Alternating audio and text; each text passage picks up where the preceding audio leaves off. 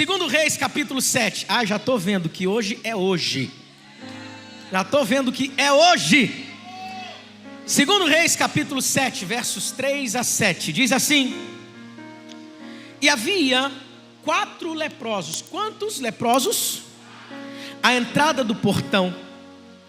E eles disseram uns aos outros: por que ficar aqui esperando a morte? Se resolvermos entrar na cidade, morreremos de fome. Mas se ficarmos aqui também morreremos. Vamos, pois, ao acampamento dos arameus para nos render. Se eles nos pouparem, viveremos. Se nos matarem, morreremos. Ao anoitecer, quando foi que aconteceu isso? Ao anoitecer, eles foram ao acampamento dos arameus. Quando chegaram lá, quando chegaram às imediações do acampamento, viram que não havia ninguém ali. Pois o Senhor tinha feito os arameus ouvirem o ruído de um grande exército com cavalos, com carros de guerra, de modo que disseram uns aos outros: ouçam, o rei de Israel contratou os reis dos hititas e dos egípcios para nos atacarem. Então, para salvar sua vida, fugiram. Quando? Ao anoitecer, abandonando tendas, cavalos, jumentos, deixando o acampamento como estava. Feche seus olhos, vamos orar. Pai, essa é a tua palavra, Senhor. Ela é lâmpada para os nossos pés, ela é luz para o nosso caminho. Pai, a minha oração é para que ninguém saia dessa noite, desse lugar, desse auditório, com as mãos vazias hoje. Porque nós sabemos que existe uma porção da tua palavra para ser liberada sobre nós, que nos traz alinhamento à sua vontade, que nos traz provisão do alto para a nossa vida, que nos traz esperança, que alegra a nossa alma, que vivifica o nosso coração. Por isso, amigo Espírito Santo, fique à vontade no nosso meio para falar conosco. Que cada um aqui nessa noite saia daqui transformado, recebendo do Senhor o que o Senhor planejou liberar sobre nós hoje. Eu oro por aqueles que chegaram aqui tristes, cansados, sobrecarregados. Que em nome de Jesus seja uma noite de renovo. Seja uma noite, Senhor Deus, onde a alegria do Senhor de fato nos fortaleça. Nós declaramos que aquele que chegou aqui perdido sairá daqui vivendo um novo começo hoje. Em teu nome nós oramos. Fale conosco. Amém, amém e amém. Glória a Deus. Quem ama a palavra de Deus aqui? A Bíblia é um livro incrível, tem resposta para tudo. Ela atravessa os séculos, continuando sendo o livro mais vendido do mundo, mais atual. E aqui, nesse livro de forma específica, que é o segundo livro dos reis, você vai perceber que basicamente conta-se a história do fracasso de Israel, da queda de Israel, por conta de diversas atitudes que desagradavam a Deus. Eles entram em declínio. No entanto, nos momentos de fracasso, nos momentos sombrios, Deus levanta homens íntegros que o amam mais do que todas as coisas. Chama esses homens de profeta e trazem uma palavra em direção ao povo, para consolar o povo, para alinhar o povo, para direcionar a vida do povo de Deus. Perceba que nos nossos dias, Deus também é poderoso para fazer isso. Como assim, pastor Leandrinho? Poderoso para fazer o quê?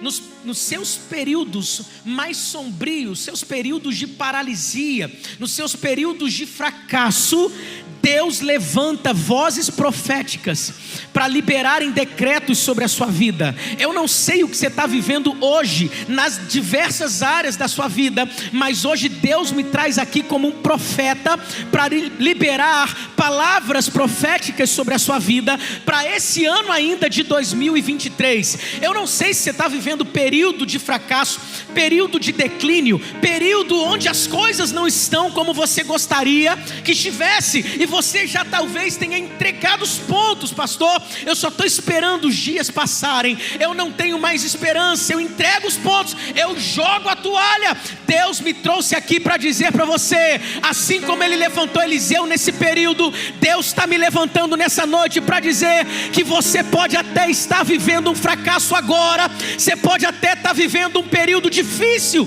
na sua vida nesse momento, mas não vai ficar assim, porque o guarda de Israel, ele não dorme. O Deus que você serve, o Deus que eu sirvo, em breve Ele há de se levantar sobre a terra. Ele vai fazer o inusitado, Ele vai fazer o sobrenatural, mas você não vai naufragar, você não vai se perder, você não vai sofrer. Você não vai sofrer uma vida inteira. Escute, Leandro, me prova isso aqui com esse livro de 2 Reis. Eu te provo. É um livro onde você vai perceber muitos fracassos de reis, do próprio povo, mas ao mesmo tempo você vai ver a mão de Deus fazendo tanta coisa poderosa e gloriosa. Tais como o profeta que antecedeu Eliseu foi arrebatado aos céus. Não tem túmulo de Eliseu em Israel. Não tem corpo de Eliseu, de Elias, melhor dizendo, em Israel. Ele foi arrebatado. Preste atenção, olha o que mais que acontece. Azeite, de forma milagrosa, é multiplicado na casa de uma viúva. O filho de uma mulher de Sunem, ele é ressuscitado, morreu, já acabou. Mas Deus é poderoso para mesmo diante da morte trazer de volta a vida. Eu não sei o que você está pensando que morreu, que já era na sua vida, mas Deus é poderoso para ressuscitar. Talvez você esteja sentado na última cadeira, porque o seu ministério morreu. Você já foi um pregador, uma pregadora do evangelho, e você fala assim: não, o que aconteceu na minha vida acabou, com a minha vida acabou, morreu o meu ministério. Deus é poderoso para fazer ressuscitar, porque as promessas dele para você, para a sua vida, ainda continuam de pé. Naamã, capitão do exército da Síria, ele é curado de lepra. Machado flutua. E nós chegamos aqui no capítulo 7. E o que vai acontecer aqui no capítulo 7 com 4 homens leprosos? A porta de uma cidade. Isso vai mudar a realidade de toda uma nação. Olha só, Deus, usando a vida de 4 leprosos, muda a realidade de uma nação. Se você for perceber o que está acontecendo nesse texto, você vai entender que a Síria, ela vem sitiar Samaria. Então você imagina, eu estive em Israel, pude ver, as cidades, elas têm sempre uma entrada, porta da cidade, porque antigamente era ali que se faziam os negócios, né? Era ali que se faziam os negócios, tomavam as decisões sobre a cidade e por aí vai, né? E às vezes tinham muros para proteção. É como se você estivesse indo para Teresópolis, você passa ali de frente para a entrada de Guapimirim. Você já viu ali um portal ali? É como se fosse aquilo, a entrada da cidade. E aí você vai perceber, a Bíblia vai narrar para nós que esses arameus, inimigos de Israel, eles cercam, fazem um cerco contra Samaria. E a estratégia que eles utilizaram era fazer esse cerco e não permitir que nada mais entrasse, nada mais saísse, ninguém entrasse, ninguém saísse. Com que objetivo? Até acabarem-se os recursos básicos para a vida continuar. Então, por longos dias, meses, por muito tempo, é isso que acontece. Os arameus montam o seu arraial do lado de fora, e do lado de dentro os mantimentos começam a acabar, não chega mais comida. Para você ter uma ideia, eles começaram a vender cabeça de jumento a um preço estratosférico, mas não tinha ninguém para comprar. A fome se instalou, a escassez se instalou, a pobreza sobreveio. Olha como era, só para você ter uma ideia de como estavam acontecendo, qual era o nível da escassez que estava em Samaria. Chega uma mulher junto com uma amiga vizinha para o rei e fala assim: rei, eu preciso de uma ajuda.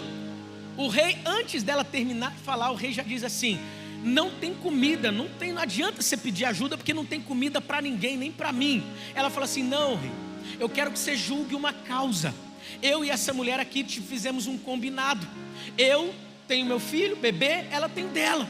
Nós combinamos de um dia comer o meu bebê para que a gente permaneça vivo. E no outro dia, depois de termos comido o meu bebê, nós vamos comer o bebê dela. Pois bem, rei, chegou o dia onde nós comemos o meu bebê. Eu cumpri o combinado, mas hoje é o dia de comer o bebê dela. O que ela fez, rei? Ela escondeu o bebê dela. Você está entendendo a gravidade da situação que estava ali naquela cidade? Terrível, coisa terrível. E aí, algo acontece de maravilhoso, porque no meio de todo esse caos, Deus sempre levanta um profeta com voz de Deus para declarar o que Deus é poderoso para fazer. No meio disso tudo, tamanha gravidade, há muito tempo acontecendo. É muito difícil alguém ter esperança no meio disso. É muito difícil alguém acreditar que a situação vai mudar. Mas se levanta um homem de Deus com uma palavra, liberando um decreto, trazendo algo que vai acontecer. Eliseu se levanta e diz assim: amanhã, a essa hora, vai ter tanta abundância de comida, de bens, que vocês não vão precisar mais vender as coisas por um preço terrivelmente grande. Vocês vão vender as coisas a preço de banana nessa cidade, porque vai ter tanta abundância, mas tanta abundância, que vai ter de sobra. Tem alguém entendendo o que está acontecendo aqui? É difícil acreditar? Mas quando Deus libera uma palavra, Ele faz, Ele cumpre. Você pode ter chegado aqui 17 de dezembro de 2023. Eu não sei a data que você está assistindo essa pregação, mas eu quero dizer para você, você pode ter pensado assim: já era, a minha vida está vindo desse jeito há muito tempo. Há muito tempo. Mas hoje Deus manda dizer para você que amanhã, a essa hora, Deus vai fazer algo sobrenatural. Essa situação não vai ficar assim. A história se segue dessa forma. E aí de repente, parece que é como se nós estivéssemos assistindo um filme e entrasse outra cena. 4 leprosos à porta da cidade, prestes a morrer. Gente, preste atenção. Se estava ruim dentro da cidade, imagina no lugar dos leprosos. Imagina onde os leprosos ficavam. Terrível. Sobraram 4 que estavam nem se aguentando direito. Mas de repente um deles faz uma pergunta. Eu gosto de pergunta.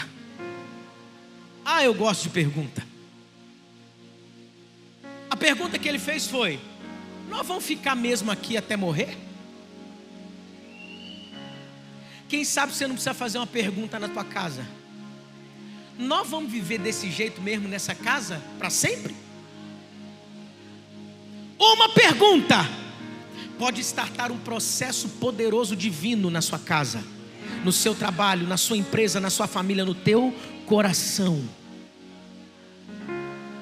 E aí eles começam a pensar: a gente já vai morrer mesmo aqui. Fome já era, a gente já está aqui, vamos morrer de fome. A gente já está leproso, a gente já é escória. Se a gente entra na cidade, as pessoas lá dentro estão morrendo, as mães estão comendo seus bebês, nós vamos morrer também. Sabe o que eles fizeram, gente? O mais difícil. Eles não ficaram e nem entraram na cidade deles.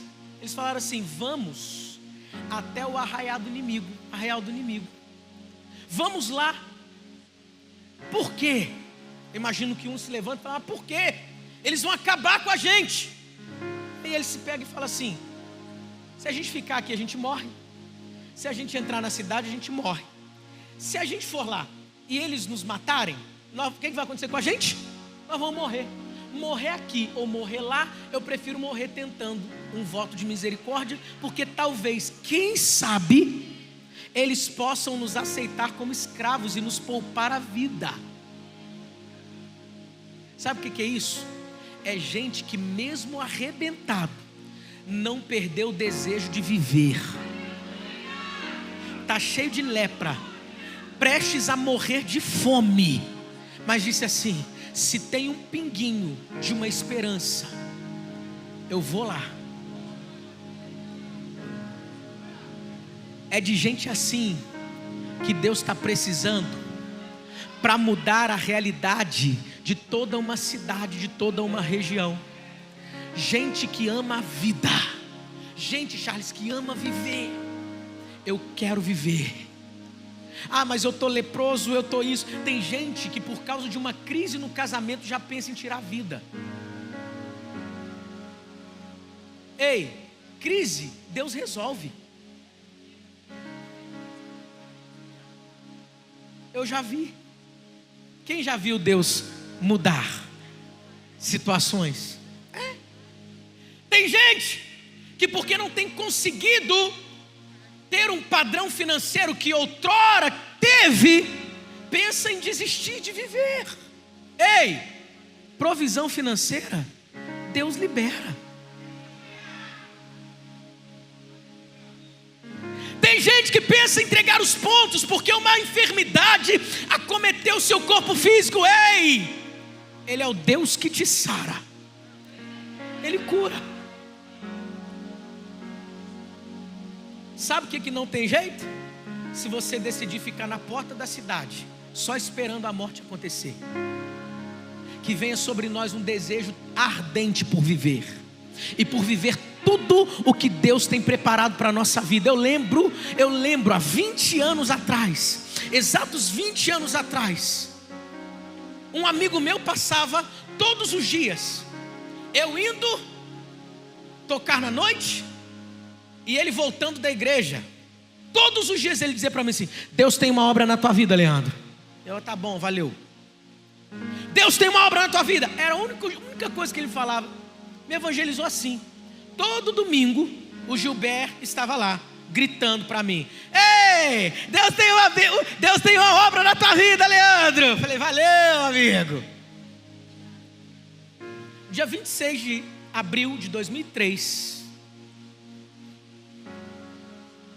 eu acordo e falo com a minha irmã que eu precisava estar na igreja junto com ela. Ela olhou estranho: você na igreja? Tem crente que quase que perde a oportunidade, né? Se algum conhecido seu quiser vir para a igreja, mesmo que não seja um dia que você viria, você tem que vir. Amém ou não amém? Eu chego lá. Sabe o que acontece comigo? Aquele foi o dia do meu novo começo. Eu fui batizado no Espírito Santo. E sabe qual foi a primeira oração que eu fiz, sem saber o que era oração? Eu falava assim, naquele mesmo dia, eu falava assim: Deus, não sei se você está me ouvindo. Eu não sei o que está acontecendo direito comigo, mas eu quero dizer que se o Senhor tem aquela obra que o Gilberto falava que tinha na minha vida, eu não quero viver 99% dessa obra. Eu quero viver 100% dessa obra que o Senhor tem, que esse camarada tanto falava domingo a domingo, cruzando comigo quando eu ia para a noitada. Eu não quero viver pela metade, eu não quero me doar 90% para o reino de Deus. A minha vida já não é mais minha, a minha vida não tem sentido algum se não for para cumprir o propósito para o qual Ele me designou.